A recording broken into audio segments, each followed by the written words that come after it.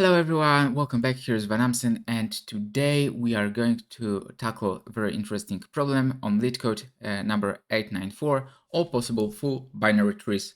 So let's dig into the problem and see how we can solve it. So the problem asks us to return all list of all possible full binary tree with n nodes. So now a full binary tree is a binary tree where each node has exactly 0 or 2 children. So for example, with n given as 7, this is one of binary trees. So as you can see, we have 2 nodes, 2 nodes, 2 nodes from here, and yeah, here we have 0 nodes, 0, 0 for those, and also other representation of binary trees with 7 nodes could be this one, and we need to return all these binary trees. So yeah, here we have example, and they are even visualized. So all those are binary tree with 7 nodes and with exactly 0 or 2 children. And the twist is that each node of each tree in the answer must have node value 0. So to get a better understanding how we can solve it, we see the visual representation drawn just before. So we will be using C++ for this solution. So we have a tree node predefined by LeetCode, which is the simple struct with a value and pointer to both left and right children. And then we have our solution class where the magic will happen. So we are using an unordered map to store the different tree possibilities for a given number of nodes. So this is example of dynamic programming where we store solution to subproblems to avoid redundant computation.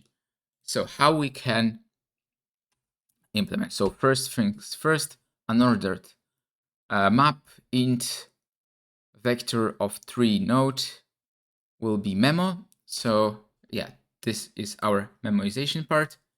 And now next part is the code where we generate all possible full binary tree.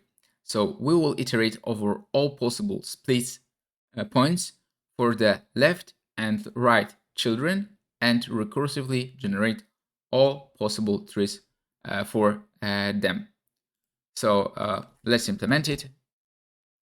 So if memo find n equals memo end, then vector 3 will be list, and if n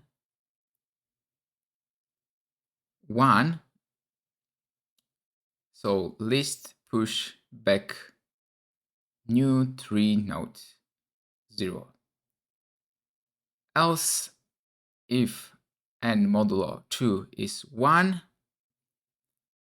for int x0 x less than n, increment int y n minus 1 minus x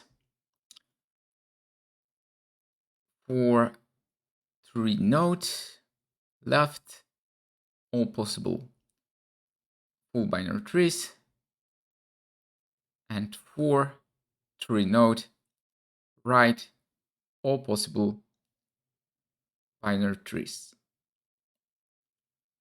And TreeNode root will be new TreeNode 0, and root left will be left, and root right will be right. So list push back root, and now close all brackets, and finally memo n will be a list, and return memo of n. So this is our implementation, and there we have it, our code. So let's run it to see if it's working with our dynamic programming and recursion approach. So yes, we have successfully output all binary full trees. So as you can see, everything's work perfect. So let's submit it also for unseen test cases. So hopefully it will pass as well.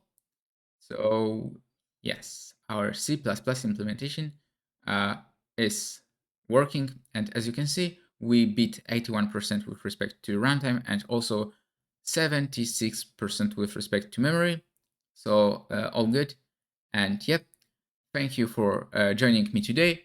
If you found this video helpful, please give it a thumbs up and subscribe for more coding problem solution and adventure. And most important, keep practicing, stay motivated. Happy coding, and see you next time.